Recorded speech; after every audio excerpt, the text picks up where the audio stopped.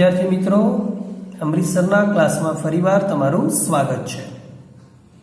आजे आपणे सरस मजाना एक टॉपिक विशेनो अभ्यास करवानो छे, जेनुं नाम छे नॉर्मालिटी एटले के सप्रमाणता अने एन फैक्टर एटले के संयोजकता अवयव केवी रीते शोधवो। तो चलो जोईशुं आपणे सप्रमाणता।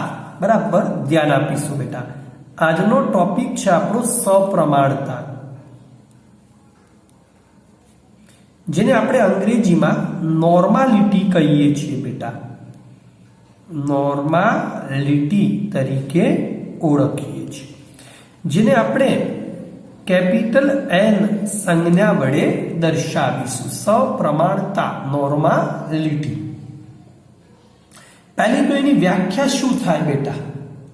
तो जेवी रीते आपणे मोलारिटीनी व्याख्या लेता था ए ज प्रमाणे अहींया अनुसरवानुं छे कि भाई 1 लीटर अथवा 1000 मिली द्रावण पण केवुं जलीय द्रावण लेवा बेटा। पाणीमां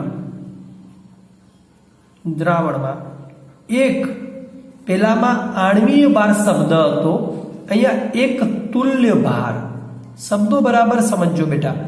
एक तुल्य भार जेटलो द्राव्य पदार्थ ओगाड़ता बनता द्रावण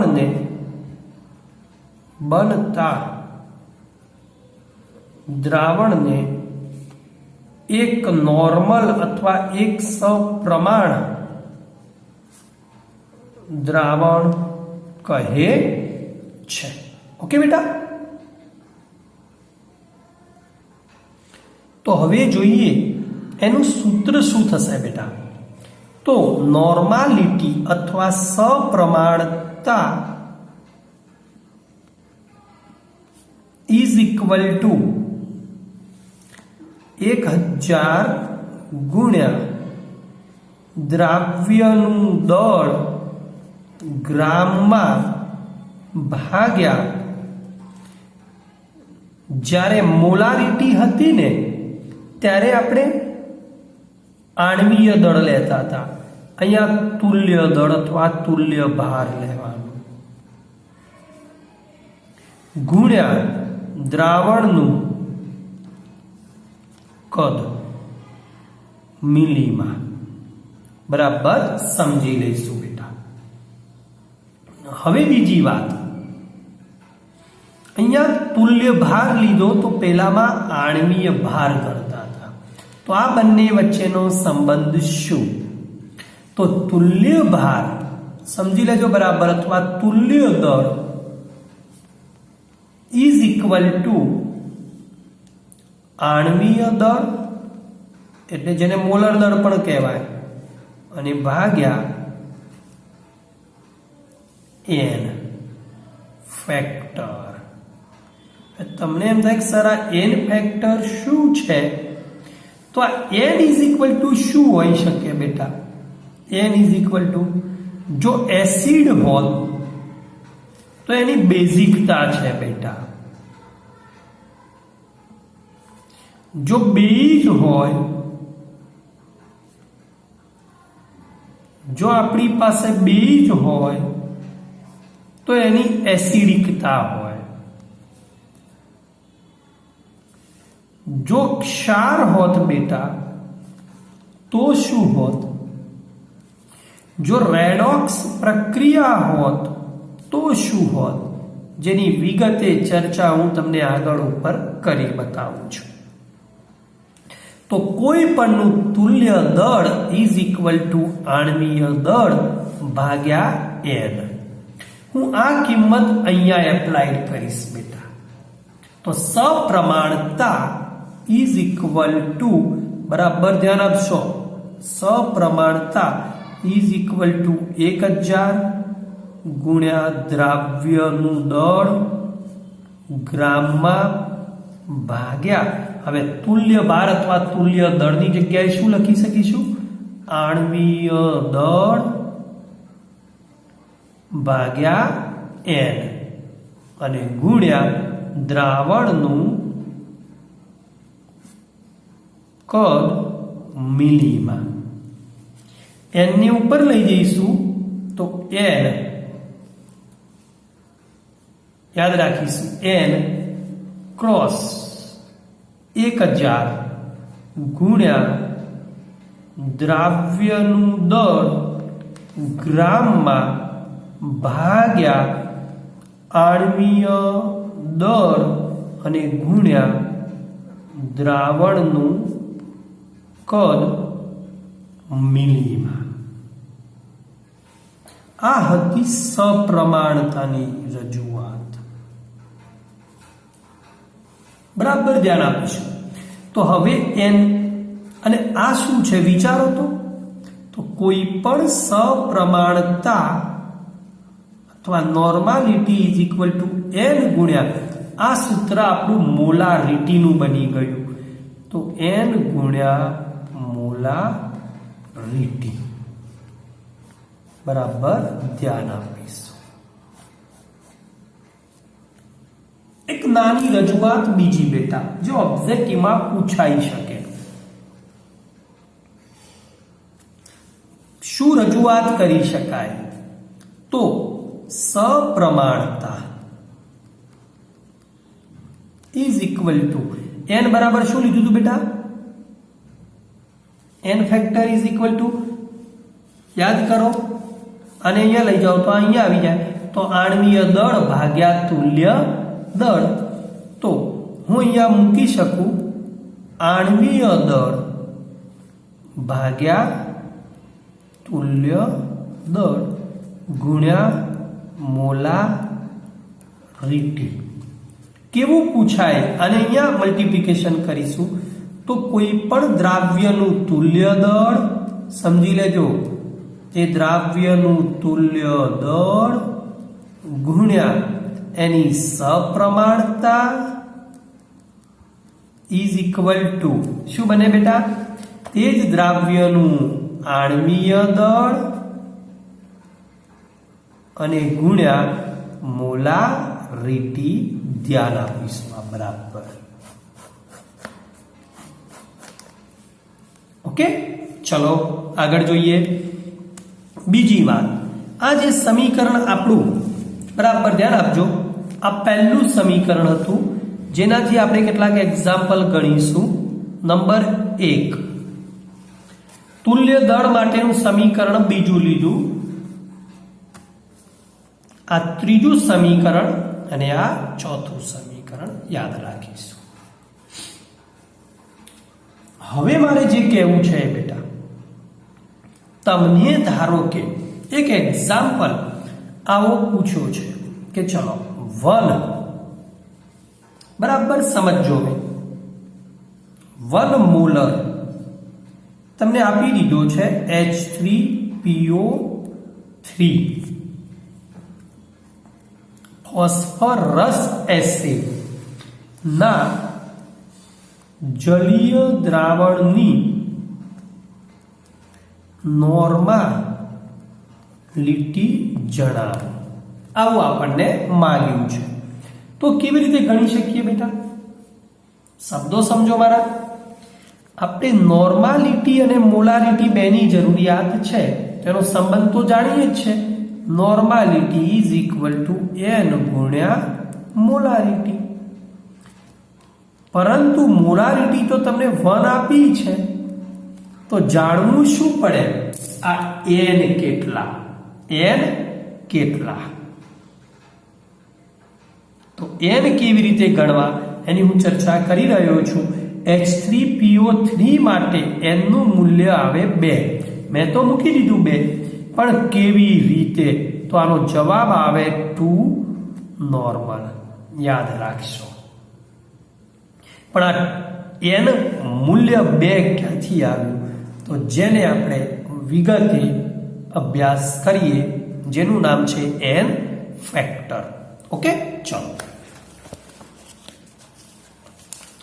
તો હવે આજનો પ્રશ્ન મેઇન એ છે બેટા કે આ n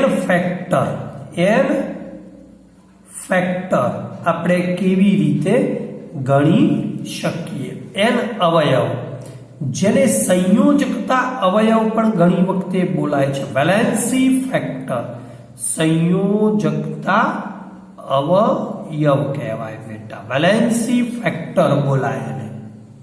તો n ફેક્ટર અથવા વેલેન્સી ફેક્ટર કેવી રીતે ગણવું? તો પહેલી વસ્તુ સમજી લેજો, કોનો n ફેક્ટર હોય? તો 1.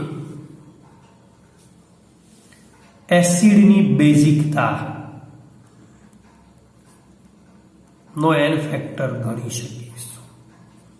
નંબર 2, બેઝની એસિડિકતા. નંબર 3, કોઈ બી ક્ષાર હોય, સોલ્ટ, કોઈ બી સોલ્ટ હોય તો એનો n ફેક્ટર શું છે બેટા? તો કુલ એના ધન અથવા તો ઋણ જે ચાર્જ છે ક્ષાર માટે, ક્ષારનો કુલ એનો ધન અથવા ઋણ વીજભાર. અને મિત્રો 4 નંબર, કોઈ રેડોક્સ પ્રક્રિયા હોય તો, કોઈ રેડોક્સ પ્રક્રિયા હોય ત્યારે રેડોક્સ પ્રક્રિયા જેનો આપણે આગળ ઉપર અભ્યાસ કરવાનો છે કે રેડોક્સ પ્રક્રિયામાં ઓક્સિડેશન અથવા રિડક્શન થાય બેટા. તો તે દરમિયાન થયેલા ઇલેક્ટ્રોન, કેટલા ઇલેક્ટ્રોનની હેરફેર થાય તો આ ભાગ લે છે. તો ત્યારે રેડોક્સ પ્રક્રિયા હોય ત્યારે ઇલેક્ટ્રોનનો ફેરફાર અથવા કેટલા ઇલેક્ટ્રોન ભાગ લે છે તેને આધારે આપણે n ફેક્ટર ગણી શકીશું, જેનું એક નાનું ઉદાહરણ હમણાં તમારી સમક્ષ રજૂ કરું છું. પહેલું હવે કે મિત્રો એસિડની બેઝિકતા કેવી રીતે ગણવી? સમજો બેટા, આ નીટ પોર્શન માટે બહુ જરૂરિયાત છે. એસિડની બેઝિકતા કેવી રીતે ગણવી? પહેલા તો એસિડની બેઝિકતા એટલે શું? તો તે એસિડ કેટલા H+ નું રિપ્લેસ કરે છે એને એની બેઝિકતા કહેવાય. કોને આધારે? H+ ને આધારે. H+ આયન ને આધારે આપણે ગણી શકીએ. એક ઉદાહરણ લઈશું, સમજતા જઈશું. દાખલા તરીકે આપણી પાસે HCl છે બેટા. તો HCl માં આપણે જાણીએ છીએ કે એક H+ આપે, એક Cl- આપે. તો એનો ફેક્ટર n ફેક્ટર 1 થાય. HNO3 છે બેટા, તો આપણે જાણીએ છીએ H+NO3- તો એનો બી n ફેક્ટર 1 થાય. પરંતુ H2SO4 છે, એનું આયનીકરણ કરીએ ને ત્યારે 2H+ પ્લસ SO4 2- બને. 2H+ આપ્યા એને, તો એનો n ફેક્ટર થાય 2. ઓકે, હવે જે લેવા જઈ રહ્યો છું તે બહુ જ મહત્વનો છે. H3PO4 જેનું નામ છે phosphoric acid, 3H+ plus PO4 3-, જેને ફોસ્ફોરિક એસિડ કહીશું આપણે. ફોસ્ફોરિક એસિડ શબ્દો બરાબર સમજો બેટા. 3H+ આપ્યા તો 3. તમને તે કેમ સરે બહુ જ IMP કીધું? આ તો રેગ્યુલર જ છે, 3H+ છે. પરંતુ H3 સમજો, હવે PO3 હોત, આ 4 હતો, અહીંયા 3 છે, ત્યારે 2H+ જ આપે, પ્લસ એક H PO3 2- આપે. તમને એમ થાય કે અહીંયા 3H હતા તો કેમ 2 જ આપ્યા? તો આનો n ફેક્ટર 2 થાય. નંબર 3 H3PO2 હોય. સમજો, ફોસ્ફોરિક એસિડ, ફોસ્ફરસ એસિડ, એક ઓક્સિજન ઓછો એટલે રસ એસિડ, હજુ એક ઓક્સિજન ઓછો તો હાઇપોફોસ્ફરસ એસિડ. તો H3PO2 હોય ત્યારે માત્ર એક જ H+ આપે અને H2PO2 માઇનસ બનાવે. n ફેક્ટર 1 છે. યાદ રાખીશું. હવે તમને એમ થાય કે આવું કેમ? તો એના માટે જોવા પડે તેમના બંધારણનો અભ્યાસ કરવો પડે, જે હું બંધારણ દોરી અને તમને સમજાવું છું બેટા. કે H3PO4 માં 3H+ કેમ મળ્યા, આમાં 2 કેમ મળ્યા અને આમાં 1 જ કેમ મળ્યો? તો એના માટે બંધારણનો અભ્યાસ કરવો પડે. ચલો જોઈશું તેમના બંધારણ. પહેલું આ એક્સ્ટ્રા છે બેટા, એમના બંધારણથી સમજીએ. બંધારણથી આપણે સમજીશું બેટા. પહેલું ફોસ્ફોરિક એસિડ લઉં છું, H3PO4. Phosphoric acid.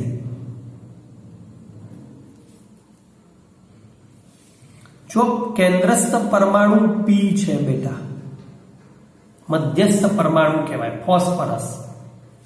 4 ઓક્સિજન છે તો હું 4 બાજુએ 4 ઓક્સિજન મૂકી દઈશ.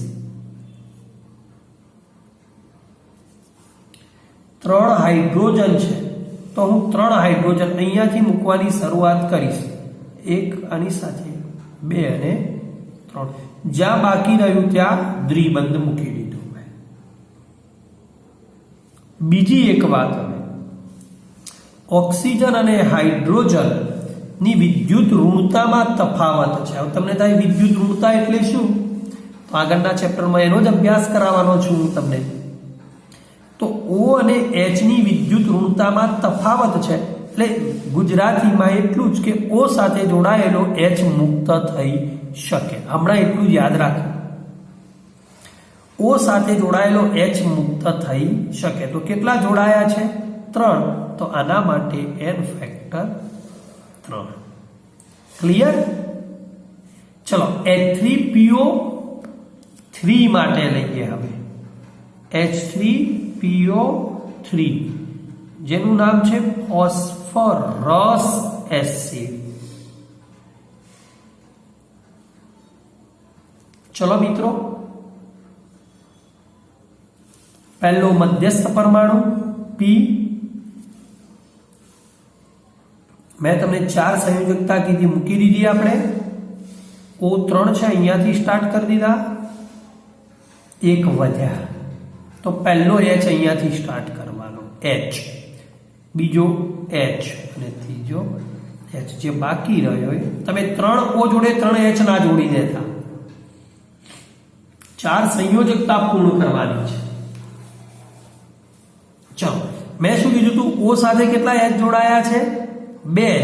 તો આના માટે n = 2.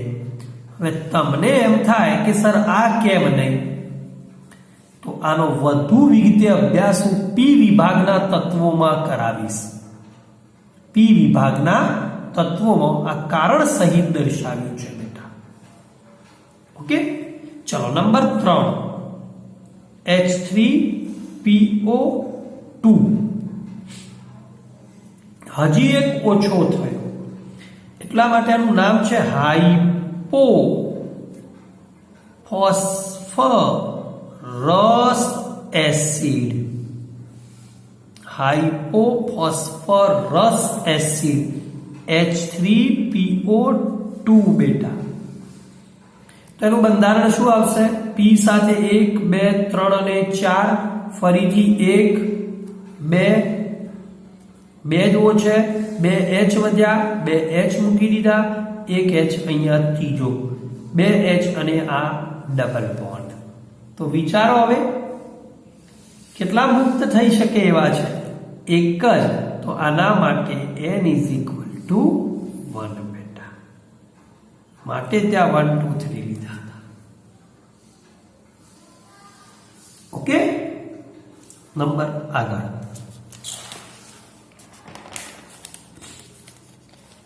આપણે જોયું એસિડની બેઝિકતા. તમને એક ઘટક આપ્યો છે H3BO3, બહુ જ મહત્વનો. સેમ ટુ સેમ દેખાય છે આ, જેનો વધુ અભ્યાસ હું S બ્લોકમાં કરાવીશ. યાદ રાખશો આના વિશે. Most IMP.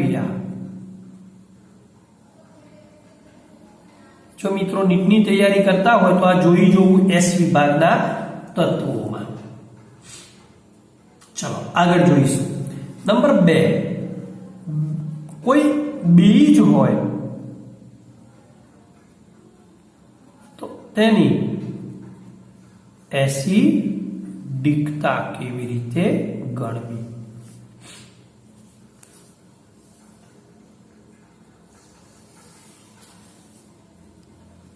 ચલો બેઝ લઈશું બેટા. પહેલો, બેઝની એસિડિકતા કેવી રીતે? તો કોને આધારે ગણાય? જેમ પેલો H+, તો આ કોને આધારે? OH- ion. નંબર 2, દાખલા તરીકે NaOH છે. ચલો કેટલા આપે છે?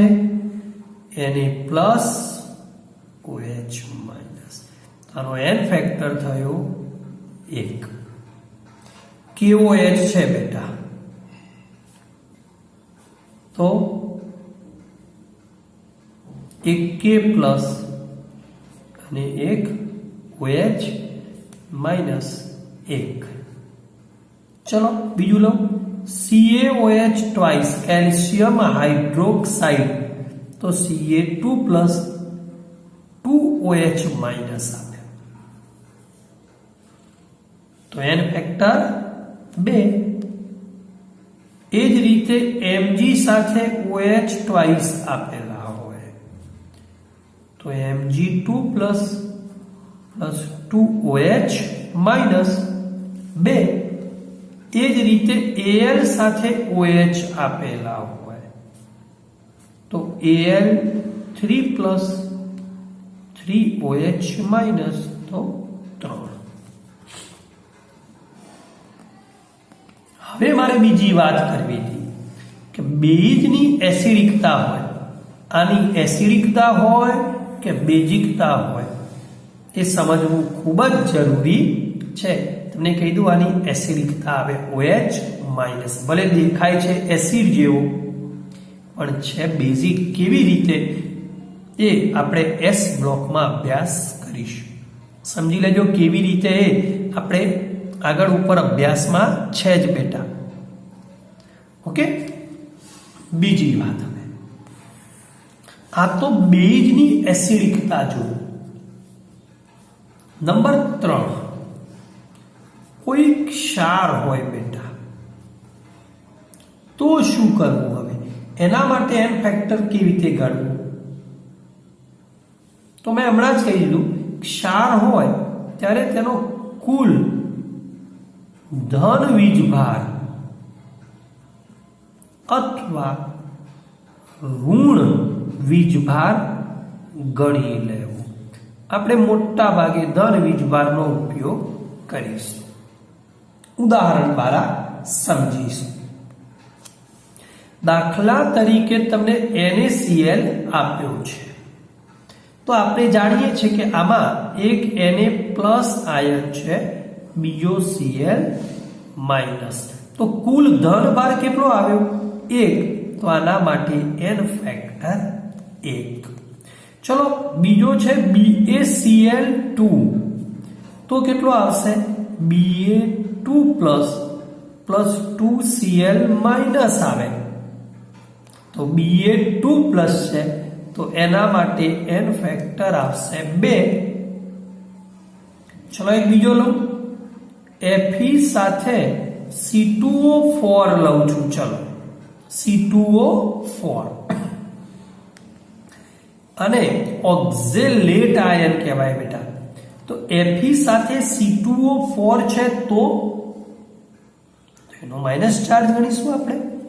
આ Fe આ 2 માઇનસ હોય, સમજી લેજો.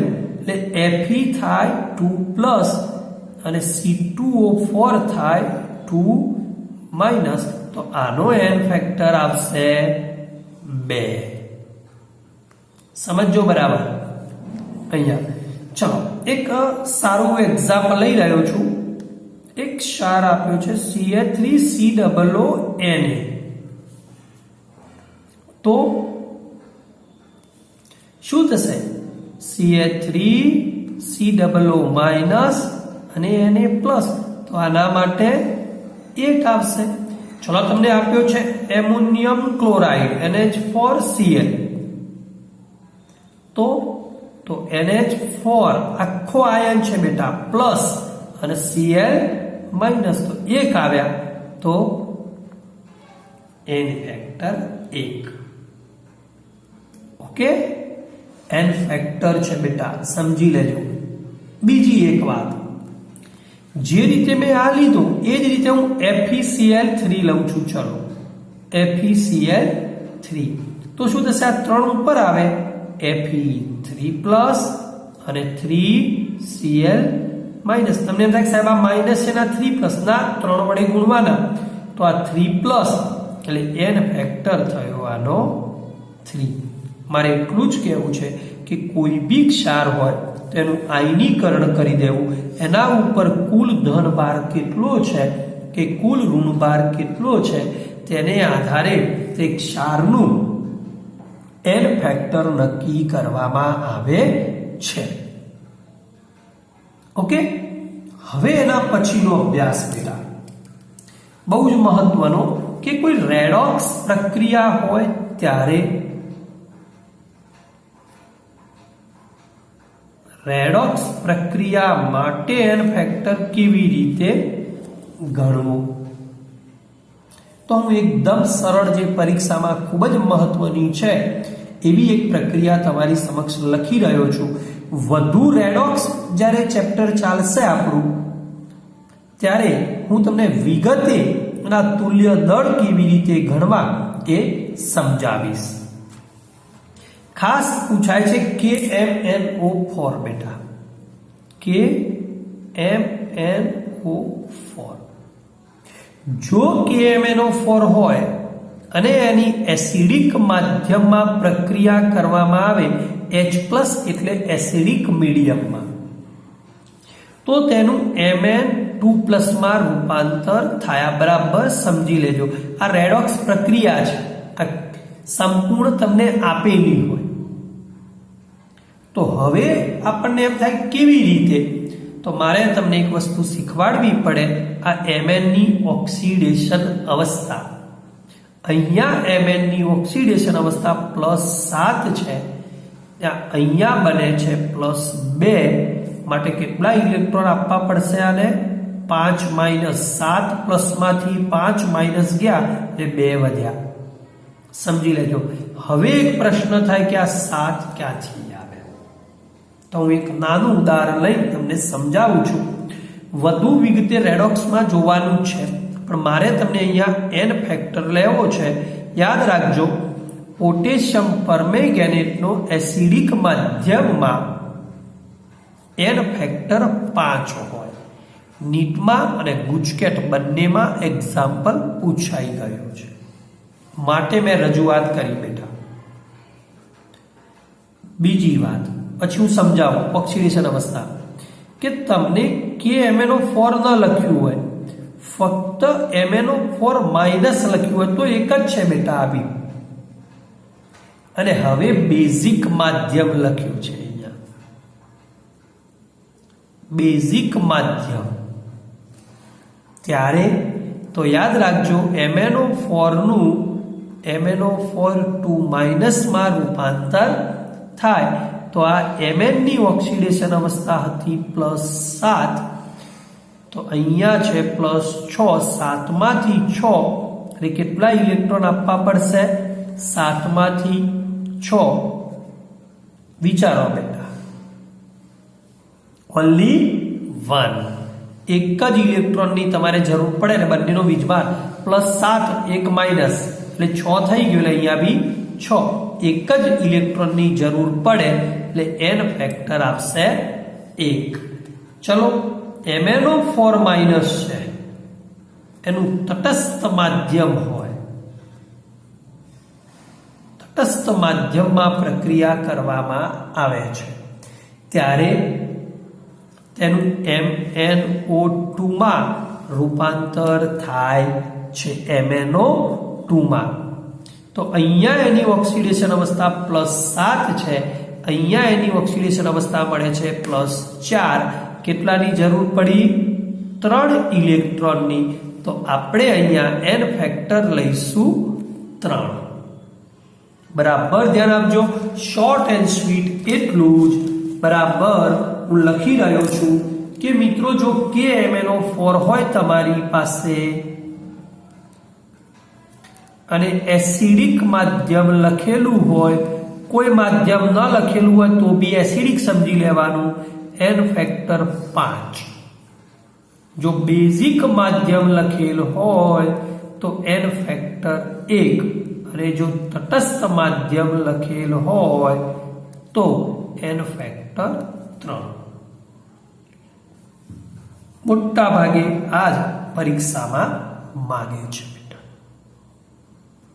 એક બીજી પ્રક્રિયા છે એનું n ફેક્ટર ક્યાંક પૂછાય તો છે K2Cr2O7 નીટ વાળા મિત્રોએ ખાસ ધ્યાન આપવાનું છે એને એસિડિક મીડિયમમાં લેવામાં આવે ત્યારે એનું Cr3+ માં રૂપાંતર થાય છે અહીંયા Cr ની ઓક્સિડેશન અવસ્થા +6 છે બેટા અહીંયા +3 છે મોટા ભાગના મિત્રો 3 જવાબ લખીને આવે ન આવે જે હું રેડોક્સમાં સમજાવવાનો અહીંયા 2 Cr છે મારે અહીંયા 2 વડે મલ્ટીપ્લિકેશન કરવા પડે તો એક Cr નો 6 હતો તો 2 નો કેટલો થયો 12 એક Cr નો 3 હતો તો 2 Cr નો થાય 6 કેટલો ફેરફાર થયો 6 ઇલેક્ટ્રોનની જરૂરિયાત પડે આમાં રૂપાંતર કરવા તો નું એસિડિક માધ્યમમાં Cr3+ માં રૂપાંતર થાય ત્યારે તેનો n ફેક્ટર મળે છે 6 જે મિત્રો રેડોક્સ ભણેલા છે નીટ વાળા મિત્રો જો આ વિડીયો જોશે તેમને તરત જ ખ્યાલ આવી જશે તમારે મિત્રો 11th વાળા મિત્રોને આગળ ઉપર આ બધી જ ચર્ચા ફરીથી આપશે એટલે ગભરાવાની કોઈ જરૂરિયાત છે નહીં આજે આપણે n ફેક્ટરનો અભ્યાસ કર્યો સપ્રમાણતાનો અભ્યાસ કર્યો